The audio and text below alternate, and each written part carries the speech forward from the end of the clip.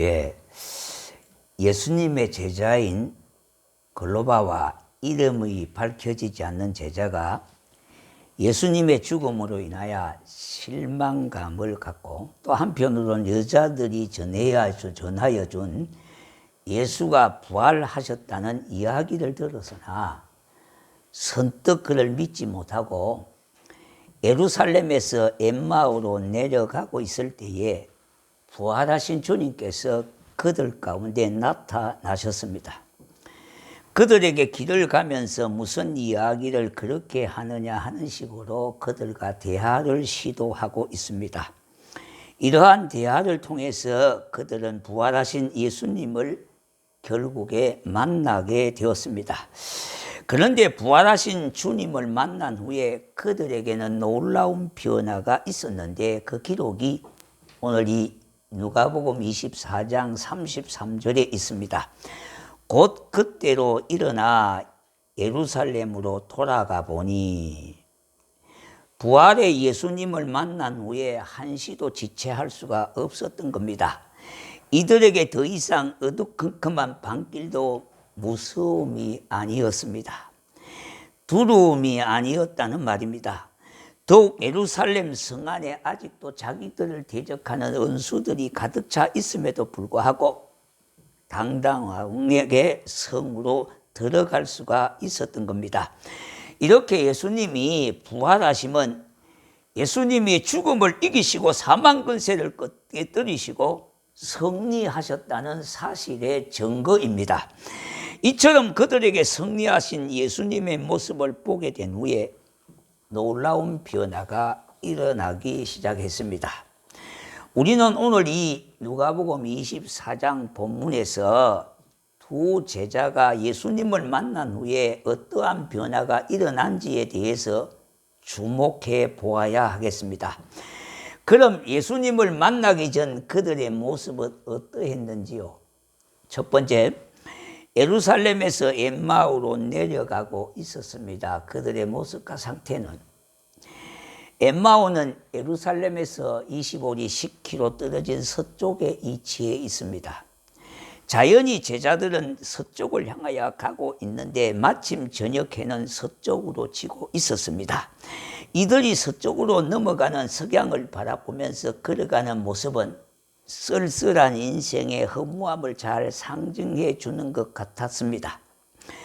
그러므로 엠마오로 걸어가는 제자들의 모습이야말로 인생 항원의 길을 걷는 우리의 자아상이라고 볼 수 있습니다. 예전에 시어머님들의 건세가 대단했습니다. 예, 이력이 대단했다 이 말입니다. 그래서 정말 건의가 있었어요. 근데 이거는 건세 건자 이력이 자입니다. 옛날에는. 근데 요사이 번역은 아닙니다. 버전이 옛날 버전으로 그렇다 이 말입니다. 그래서 어디 며느리가 시어머니에게 말대꾸를 제대로 했습니까? 그렇게 했다가는 어디 시어머니 앞에 꼬박꼬박 말대꾸 한다고 엄한 질책을 받지 않았습니까? 그런데 어느 날 이제 시어머님이 늙어가지고 기운이 빠져서 그런지 이제 며느리가 이 얘기를 하면은 듣고는 너의 의향대로 해라 이런 때가 있습니다. 자, 그때에 강한 시어머니의 고집을 꺾었다는 기쁨보다도 그 강한 시어머니도 가는 세월을 피할 수가 없구나 하는 인생의 쓸쓸함과 허무함을 느끼게 하고 있습니다. 그런데 요사의 며느리는 그렇지 않습니다. 예. 그러니까 균형을 잡기 위해서 옛날 버전하고 지금 버전으로 이 얘기를 하겠습니다.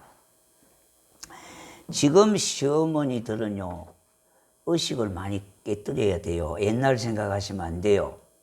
지금 시대가 4차 산업시대 아닙니까? 혁명시대이기 때문에 예전에 시집살이 자기들은 호되게 살았잖아요. 여기에 다 그런 분들이 여자분들은. 예. 자, 그런데 벙어리로 살고 기머거리로 살고 했던 세월이 있어서 그걸 또 뭡니까? 대물림식으로 갚으려고 했다가는 큰 코를 다칩니다, 요새. 요새 며느리들은요, 뒤에서 이 얘기를 하면 정의롭지를 못하다고 해서 시어머니 앞에 면전에서 또박또박 이 얘기를 해요. 옛날 같으면 상상할 수 없는 일이 지금은 다반사로 벌어집니다. 그러니까 시어머니도 잘못했으면 며느리한테 사과를 해야 돼, 정식으로. 예. 그 옛날이 아니에요, 지금이에요, 지금. 이것도 이혼 사유가 돼요. 예. 시어머니가 그저 나한테 사과를 안 했다고 이혼한다는 사람이 있어요. 예. 그러니까 세상이 얼마나 바뀌었습니까? 그러므로 여러분들이 이런 생각과 의식을 깨뜨리지 못하면은 아무리 권사님이고 집사님이고 해도요, 마음의 상처와 갈등을 갖고 살 수밖에 없어요. 그렇기 때문에 참으로 세상이 많이 변했다는 거예요. 변했다는 거예요. 예. 자, 예수님의 죽음을 목격하고 인생의 허무함을 안고 서쪽으로 지는 해를 바라보며 자기의 길을 걸어가고 있는 제자들의 모습은 나그네와 같은 인생길을 걸어가는 우리들의 모습을 잘 표현해주고 있는 것 같습니다. 그러한 때에 제자들이 부활하신 주님을 만났던 겁니다. 예수님을 만난 제자들은 즉시로 엠마오를 떠나서 예루살렘을 향하여 올라가고 있습니다. 이제는 해가 지는 서쪽으로 가는 것이 아니라 해가 뜨는 동쪽으로 올라가고 있다는 겁니다. 때가 밤이었음에도 불구하고 힘차게 예루살렘을 향하여 달려가고 있는 겁니다. 이와 같이 우리의 인생길에 지는 해와 같이 석양의 길을 향하여 가고 있지만은 이들은 부활하신 예수님을 만날 때에 힘차게 떠오르는 태양과 같이 저들의 삶의 변화가 일어나기 시작했습니다. 요한복음 11장 25절 26절에 주님은 말씀하십니다. 나는 부활이요 생명이니 나를 믿는 자는 죽어도 살겠고 무릇 살아서 나를 믿는 자는 영원히 죽지 아니하리니 그랬어요. 예수님을 믿는 자는 이 세상에서 모든 것이 끝나는 것이 아니고 영원히 하나님과 함께 살게 되는 부활의 신앙이 있기 때문에 늙는 것도 아쉬워하지 아니하고 죽는 것도 두려워하지 않는 겁니다. 그것은 죽음이 인생의 마지막이 아니라 죽음이 바로 천국 학교에 입학하는 길이 되기 때문인 겁니다.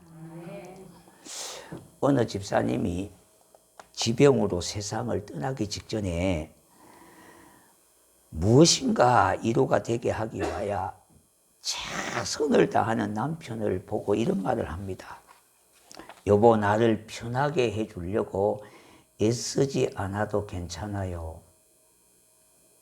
이 수준 높은 얘기입니다. 예. 보통 집사님이나 권사님 같으면 아주 남은 여생 달달달달 남편을 볶을 겁니다. 예. 그런데 수준이 다 높잖아요. 그래서 그렇게 나를 편하게 해주려고 애쓰지 말라는 겁니다. 나는 지금도 앞을 향하여 성장하고 있으니까요. 나는 지금도 앞을 향하여 성장하고 있다는 말은 부활하신 주님을 만난 우리가 한평생을 어떻게 살아야 하는 것을 보여주는 말인 것입니다. 부활하신 주님을 만난 사람은요, 최후의 순간까지도 그리스도를 닮아가고 태양처럼 솟아오르는 삶을 살고자 하는 것입니다. 그러므로 우리 모두는 최후의 순간까지 내 신앙이 성장할 수 있도록 믿음과 능력을 주신 예수님께 감사드려야 하지 않겠습니까? 두 번째는요, 제자들은 친구가 되었지만은 그들의 문제를 해결하지를 못했습니다. 15절에 보니까 그들이 서로 이야기하며 문의할 때에 둘이 뭔가 인생의 문제를 서로 주고받으면서 의논을 했다는 겁니다. 서로 물어보고 했다는 말입니다. 그렇게 서로 이야기하고 문의하고 대답해 보아도 그들이 갖고 있는 문제는 해결되지 않았습니다. 그래서 17절 하반절에 보니까 슬픈 빛을 띠고 머물러 섰더라, 그렇게 말을 하고 있지 않습니까? 우리는 이 두 사람의 관계가 어떻게 되는지 잘 알 수는 없습니다. 그러나 그들이 예수님의 제자들임은 분명하지 않습니까? 그런데 가까운 친구였는지 아니면 가는 길에 분명히 만났는지는 알 수가 없지만은 제자인 것은 사실입니다. 어쨌든 엠마오로 가는 길에 동행하고 된 그들은 자신들이 갖고 있는 문제들을 서로 이야기하고 있었던 겁니다. 그들이 이야기를 나누고 했지만은 자신들의 문제는 스스로 해결할 수가 없는 겁니다. 자, 우리의 인생길에도 많은 만남이 경험되지 않습니까? 그러한 우리는 한평생을 살아가면서 인생의 근본 문제를 서로가 해결할 수가 없다는 거예요. 그래서 이들이 어떻게 해요? 그들의 표정은 슬픈 빛을 띌 수밖에 없었던 겁니다. 우리의 인생길에 얼마나 많은 문제들을 가지고 있습니까? 그 문제 때문에 많은 고민과 힘든 삶을 살아가고 있는데 정말로 답답한 것은 노력하고 발부둥 친다 하더라도 여전히 내 앞에 놓여있는 그 많은 문제들을 누가 해결해 줄 수가 없다는 거예요. 지금 우리의 상황은 어떻습니까? 코로나 퇴치를 위하여 그렇게 힘을 쓰고 노력한다 하더라도 아직도 여전히 우리 앞에는 코로나로 깔려 있습니다. 이 문제를 누가 해결해 줄 수가 있겠느냐 이 말입니다. 그러나 예수님이 죽음의 권세를 이기시고 무덤에서 부활하셨다고 하는 사실은 예수님이 모든 문제의 해결자이심을 확정시켜 주고 있습니다. 그러므로 예수님이 부활하심으로 죄와 죽음의 문제가 해결되었다고 한다면 인생의 은초적인 문제의 해답을 주셨다는 겁니다. 왜냐하면 인생의 모든 문제는 죄와 죽음으로부터 비롯된 문제이기 때문입니다. 아담과 하와가 범죄해서 이 세상에 죄가 들어왔고요. 그 죄로 인하여 온갖 문제가 발생되었습니다. 그 죄로 인류에게 죽음과 먹고 사는 것과 인생의 고통이 찾아온 겁니다. 그런데 결과적으로 가장 큰 문제가 죄의 결과인 죽음의 문제인 겁니다. 그 문제 때문에 얼마나 많은 고통을 당하고 수많은 어려움을 당하고 힘든 수고를 하게 되는 것입니까? 그러나 이러한 문제들을 스스로 해결할 수 없는 것이 인간의 한계점입니다.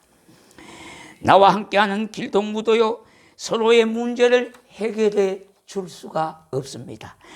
그런데 부활하신 주님을 만나고 그분이 나의 구주로 영접하여 나의 마음의 주인으로 모실 때에 거기에 인생의 해답이 있습니다. 그래서 주님은 인생의 짐을 지고 있는 자들을 향하여 수고하고 무거운 짐진 자들아 다 내게로 오라 내가 너희를 쉬게 하리라고 외치고 계십니다. 그러므로 우리의 무거운 짐을 주님께 맡겨야 합니다. 그러면 우리 주님은 저와 여러분의 인생길에 좋은 친구가 되어 주셔서 모든 문제의 해결자가 되어 주실 줄로 믿습니다. 이 믿음을 가져셔야 돼요. 살고 죽는 권세는 우리 예수님께 있다고 하는 사실, 진정으로 믿음의 고백이 되셔야 합니다. 세 번째는요, 그들의 눈이 다쳐서 볼 것을 제대로 보지 못했던 겁니다. 제자들은 3년 동안이나 예수님을 따라 함께하며 말씀을 들었습니다. 그러므로 그들에게 있어서 예수님은 친숙한 모습이었고 가장 그때가 정겨운 시간이었습니다. 다시 말씀드린다면 그때가 가장 즐거운 시간이었습니다. 그런데 같이 길을 걸어가면서 예수님을 눈으로 보고 그의 말씀을 귀로 들으면서도 알아보지를 못한 것이 그들의 닫혀진 모습이었습니다. 마음의 문이 닫혀 있으므로 귀가 눈과 함께 닫혀 버리고 말았던 겁니다. 인생의 비극 중에 하나는 정말로 보아야 할 것들을 보지 못하는 데 있습니다. 인류가 독생자를 보내신 하나님의 그 엄청난 사랑을 깨닫지도 못하고 보지도 못하고 알지도 못하고 있습니다. 온천한 만물을 창조하셔서요, 우리 인간을 구원하시기 위하여 하나밖에 없는 독생자를 몸버리시고 피 흘려주신 하나님 아버지의 구속의 사랑을 보지 못하고 알지 못하고 깨닫지 못하고 있다는 겁니다. 이렇게 보아야 할 것들을 보지 못하고 반대로 보지 말아야 할 것들을 보게 되므로 인생에게 불행이 찾아오게 되어졌습니다. 그래서 사람이 임종을 앞두고요, 세 가지를 후회한다고 합니다. 첫 번째는 좀 더 베풀지 못한 것에 대한 후회입니다. 가족이나 이웃이나 교우들에게 좀 더 베풀지 못한 것에 대해서 후회한답니다. 두 번째는요, 좀 더 참지 못한 것에 후회가 있답니다. 우리가 끄떡하면 화내고 분노한 것들요, 내가 그때가 왜 그렇게 했을까? 화를 내고 분노한 것에 대해서 더 이상 참지 못한 것에 대해서 후회한답니다. 세 번째는요, 더 행복하게 해주지 못한 것에 대해서 후회한다고 그럽니다. 부부가 마찬가지입니다. 더 행복하게 살지 못한 것에 대해서 후회한다고 합니다.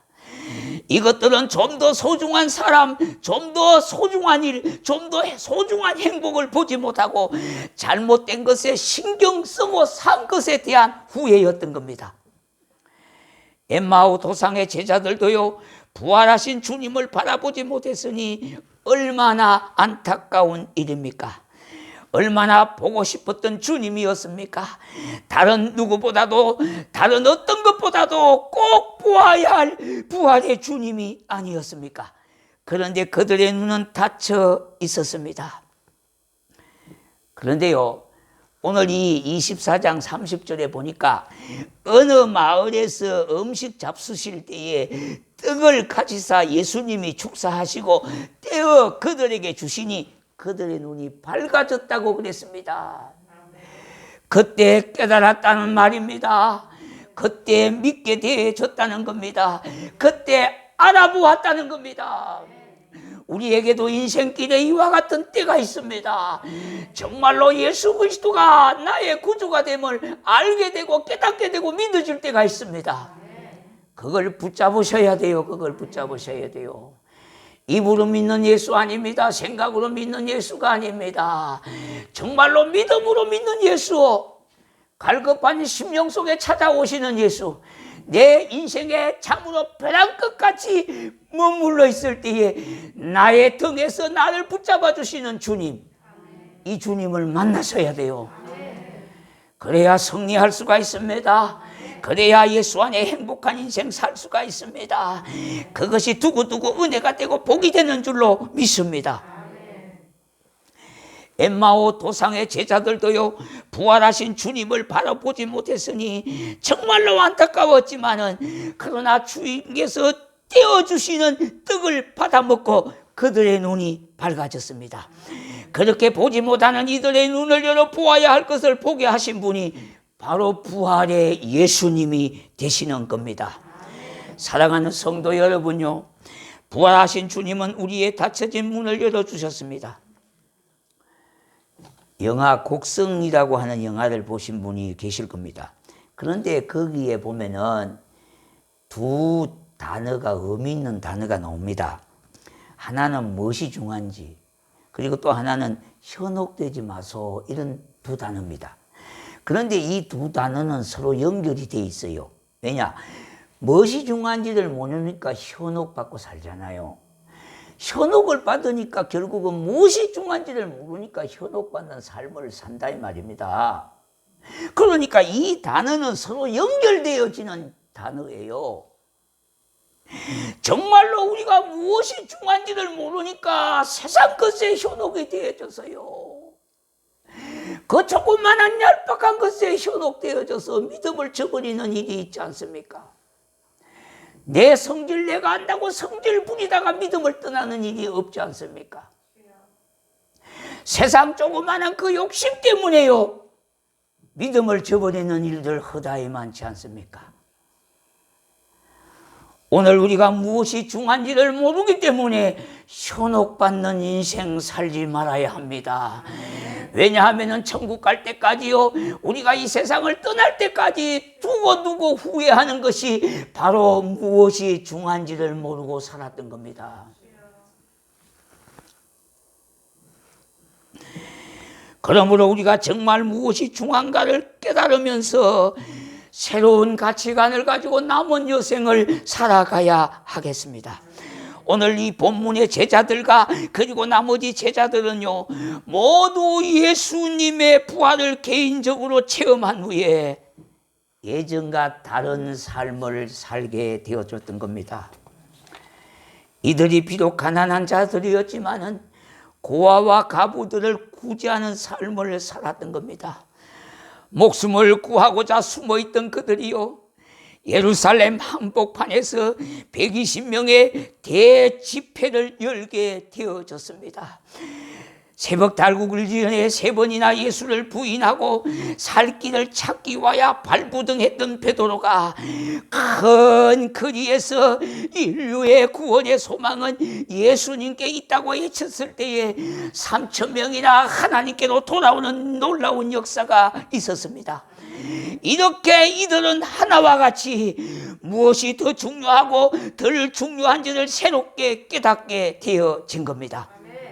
오늘 부활의 주인일 주일을 맞이하여 우리는 스스로에게 이런 질문을 해 보아야 하겠습니다. 정말 나에게 있어서 중요한 것은 무엇인가? 정말로 나에게 중요한 것이 무엇인가? 또 정말로 나에게 우선순위가 무엇일까? 정말 앞으로 나의 삶은 어떻게 살아갈 것인가? 남은 시간요, 이 3가지의 사실을 깊이 헤아리는 시간이 되시기를 바랍니다. 그래서 이제부터라도 부활의 예수로 인하여 우리의 삶은 패배의 삶이 아니라 기쁨의 삶이고 승리의 삶이며 영생의 삶인 것입니다. 우리가 세상 사람들에게 부활의 기쁨과 부활의 능력과 부활의 소망을 가지게 해야 되지 않겠습니까? 이 소식을 굿뉴스로 전해야 되지 않겠습니까? 그런데 참으로 아쉽고 안타까운 것은요, 세상 사람들은 우리가 전하는 말을 듣고 예수 믿는 게 아니에요. 성경 말씀을 먹고 그들이 예수님께로 돌아오는 것이 아니에요. 물론 없는 것은 아니겠지만 대다수는 그렇게 해서 예수를 믿지 않습니다. 무엇으로 믿게 되는 겁니까? 우리가 삶을 통하여 하나님의 말씀을 증거해 보여야 그제서야 세상 사람들은 하나님의 말씀이라고 믿게 되는 겁니다. 그러므로 우리 모두는 예수 부활이 나의 부활이 되셔야 합니다. 예수 생명이 나의 생명이 되셔야 돼요. 예수의 능력이 나의 능력이 되는 삶을 굳게 붙들고 승리하는 삶을 살아가는 성도가 되어질 때에 우리 하나님은 영광을 받으시고 우리의 삶은 축복된 삶이 되어주실 줄로 믿습니다. 이 믿음으로 승리하는 저와 여러분이 되시기를 소망합니다. 우리 말씀을 좀 기억하면서